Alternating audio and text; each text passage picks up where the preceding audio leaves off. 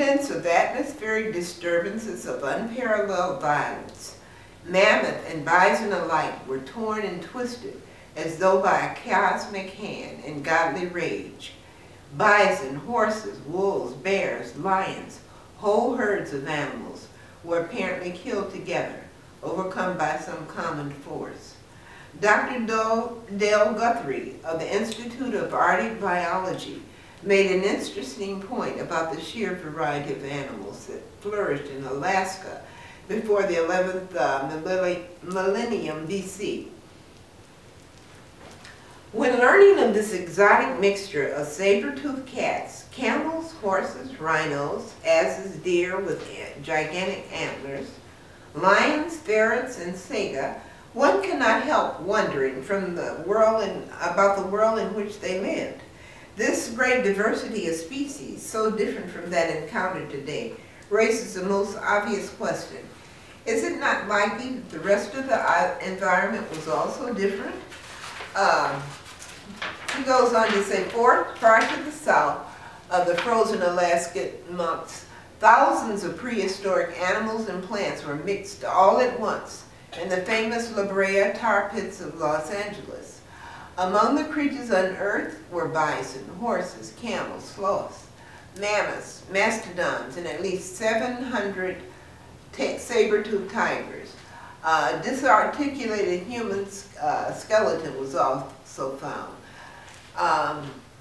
Now, Egyptian myths say that 13,000 years ago, when the poles shifted, was a terrifying period with great floods, a disappearance of the sun, and periods of prolonged darkness in which the greater part of humanity perished and those remaining were disordered and suffered great hardship. And Egyptian myths state that 5 days were added to the calendar, indicating an expansion into the current dimension prior to this time. At that time, when the poles shifted, there was 300 days in the year, and they added 360 days, and they added 5 days. Now, legends from the Incas of Peru state that after the upheavals of 13,000 years ago, the wartime people who placed a premium on being ruthless, strong, and cunning then conquered the earth, taking what they wanted and spread the population. Now, both Chancelay, those are the Peking-like cannibals, and Neanderthals from Aryan invaded Magdalenians. They took them out, they herded them into Siberia. I have an article here about the little children were crouching down in the caves, but they caught them anyway. It says, and they drew a message on the cave of people with great bulbous noses to show who captured them. Now, great bulbous noses are an adaptation to cold and are characteristic of mountain tribes. This is before Aryans. Now, Chancelay cannibals herded Magdalenian females to Mongolia and Siberia around 13,000 years ago. Now, Magdalenian ornaments were widely scattered over the Gobi, being most abundant in the eastern part. This is an encyclopedia article. In the Gobi, just north of the eastern Altai Mountains, extensive deposits of stone implements represented a new type of human culture, which was called the dune dwellers.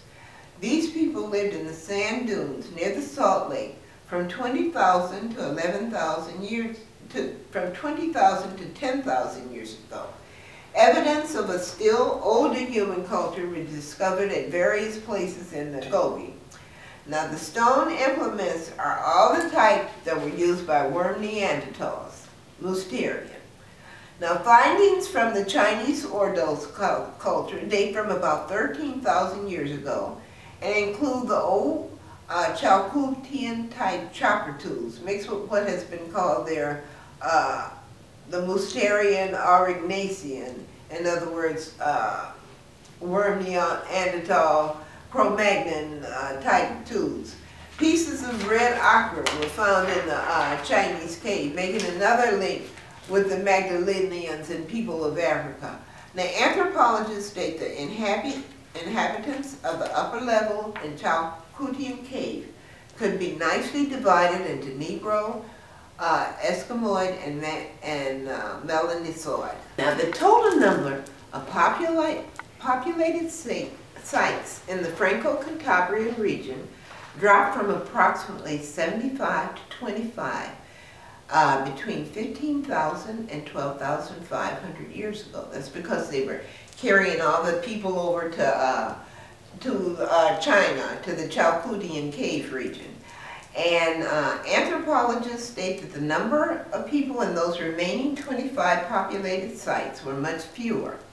Now, anthropologists report that during this period, less than half of the population of Europe and Asia reached 21 years of age.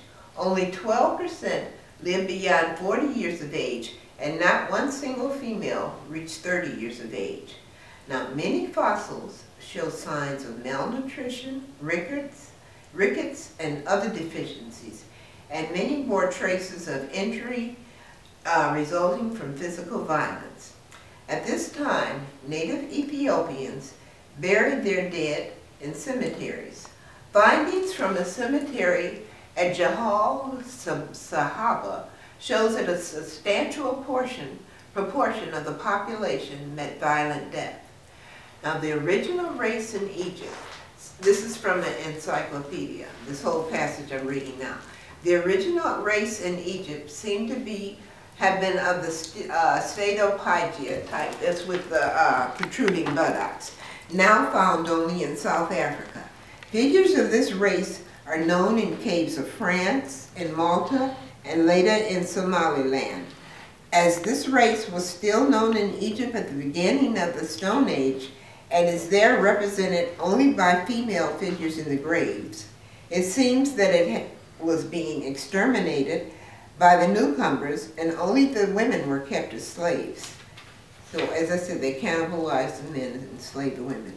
Descendants of Chancelate cannibals and Magdalenians who remained in the Franco-Cantabrian region have been named the Azilians. Now, anthropologists state that they were not nomadic hunters, but subsisted on a diet of mollusks, snails, fish, birds, and small animals. Now, findings from the Azilian culture include decapitated heads that were buried without the bodies. Now, very archaic techniques of stoneworking began to appear in the region, and all of their crafts were much smaller and less carefully made. Most striking of all is the virtual disappearing of art. Now, this is their artwork. It was just some little pebbles with these little things drawn on them. These are the same people who had drawn the magnificent bison up here and the horses and carved out. This is all they could do. Cannibals were eating them. And Azilians, one anthropologist wrote, Azilians generally lived only in areas under sheltering rock and toward the face of the cliff, and they were shrinking and unsure, living with their backs to the walls. Now, modern science states that extensive migrations from the Ordos region into Siberia and the Americas occurred around 12,000 years ago. And they say that this is from an encyclopedia, archaeologically, the earlier populations of the Americas were generally long-headed, that's African people, and show fewer Mongoloid characteristics. These early people were slight in build with well-developed brow ridges, and many represent either a proto-Mongoloid type or an unspecified early Caucasian form related to the Ainu of Japan. Neanderthal males from Aryan and Magdalenian female slaves became nomadic reindeer hunters and fishermen, forming the cultures of Spain and Portugal, France, Britain, East Europe, and southern Russia, Germany, Denmark, Estonia, all the north part. And all of their art had the their tools and things had some of the Magdalenian, you could tell that was Magdalenian art. Now, historians state that Cro-Magnons passed to extinction at this time because the Magdalenians were the last Cro-Magnons for a while. Now, sea levels rose 50 to 66 feet after the polar shift, and very dramatic losses of land resulted. Much of Malta was submerged. Now, Casey stated that Atlantis again started sinking around 12,700 years ago, but the final breakup lasted for over 2,000 years, with rising and sinking of land and continuous earthquakes. Now, during this time, people fled to other lands. Berber tribes of North Africa had legends of Attala, a warlike kingdom off the African coast that sank beneath the sea. Now, ancient Gauls, people of France, Irish, Welsh, and British Celts had legends of Avalon, a continent or paradise that sank in the Western Sea. Now, the Basque, a people of southwestern France and northern Spain, believed that they were descendants of Atlantis. There's still Basque people there. Now, Vikings had legends of the wondrous land of Atli, and German races said Atlantis was the home of Valhalla, a land of fighting, drinking, and feasting. Now, Egyptians described the land to the west as the home of the dead. Now, Aztec Indians believed that they came from Aztlan, an island in the ocean east of Mexico, which would be where Atlantis was.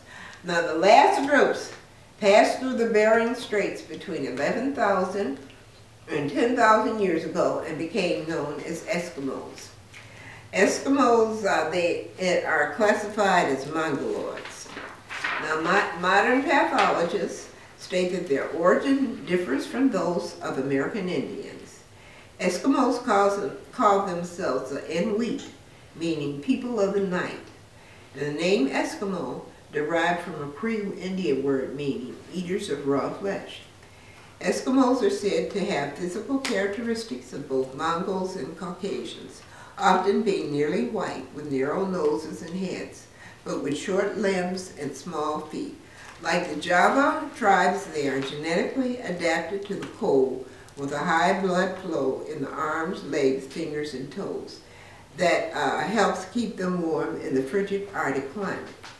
Eskimos burn more energy and need more food during the Arctic winter. And the Canary Islands were rediscovered in 1334. At that time, people in all 7 islands still lived with domesticated goats, sheep, and swine.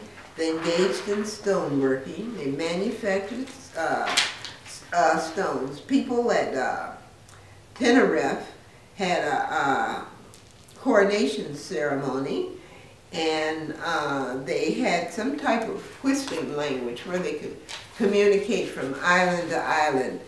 And then, let's see, they had granaria, they had all types of strange rules. They had infant baptism, they had trepanning or surgery on the skull, and they had a division of social classes into nobles, priesthood, commoners, and the despised classes.